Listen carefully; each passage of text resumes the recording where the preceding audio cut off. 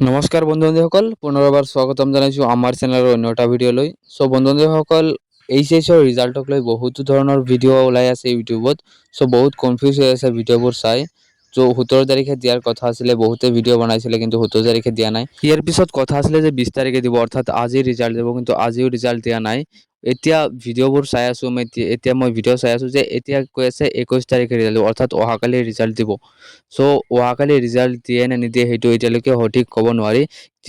যিটো official update আহিব, যিদিনা ৰিজাল্ট দিয়া হ'ব সেইদিনা মৰ্ণিঙত কিন্তু অফিচিয়েল আপডেটটো আহিব। যদি 21 এপ্ৰিল অৰ্থাৎ অহাকালি ৰাতিপুৱা 10 বজাত ৰিজাল্টটো ৰিলিজ হয়, তেতিয়াহ'লে কিন্তু কালি ৰাতিপুৱা 7টা মান বজাত কিন্তু আপডেটটো আহি যাব যে আজিৰ ৰিজাল্টটো দিয়া হ'ব।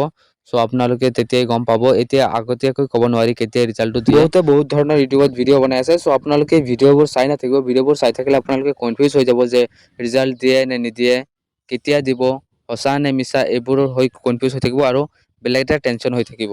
গতিকে আপোনালোকে ভিডিঅ' চোৱা বাদ দিয়ক। মই ডেছক্ৰিপশ্যনত কেইটামান ৱেবছাইটৰ লিংক দি দিম। আপোনালোকে ৱেবছাইটকেইটা ছেভ কৰি ৰাখিব, কাৰোবাক হোৱাটছআপত শ্বেয়াৰ কৰি ৰাখিব আৰু আপোনালোকে কালি ৰাতিপুৱা সেইটো ৱেবছাইটত গৈ চেক কৰিব। যদিহে 2026 ৰিজাল্ট বুলি আহি থাকে, তেতিয়াহ'লে গম পাই যাব যে কালি ৰিজাল্টটো দি দিব আৰু আপোনালোকে তাত ৰোল নাম্বাৰ, ৰেজিষ্ট্ৰেশ্যন নাম্বাৰ আৰু ৰোলটো বহাই আপোনালোকে ৰিজাল্টটো চাব পাৰিব। কেনেকৈ ৰিজাল্টটো চাব মই এটা ডেমো দেখাই দি আছোঁ, আপোনালোকে ভিডিঅ'টো চাই লওক।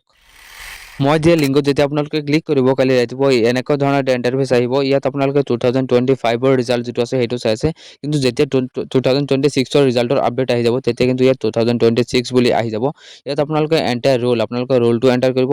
ইয়াৰ পিছত যিটো ৰোল নাম্বাৰ আছে সেইটো এণ্টাৰ কৰিব। ইয়াৰ পিছত আপোনালোকৰ ৰেজিষ্ট্ৰেশ্যন নাম্বাৰটো দিয়াৰ পিছত ক্লিক কৰিলে কিন্তু আপোনালোকৰ মাৰ্কশ্বিটটো চাব পাৰিব আৰু তাৰ পৰা ডাউনলোড কৰি ল'ব পাৰিব। যেতিয়া ৰিজাল্টটো ওলাই যায় তেতিয়া আপোনালোকে চাব পাৰিব। মই এইটো লিংক ডেছক্ৰিপশ্যনত দি দিম।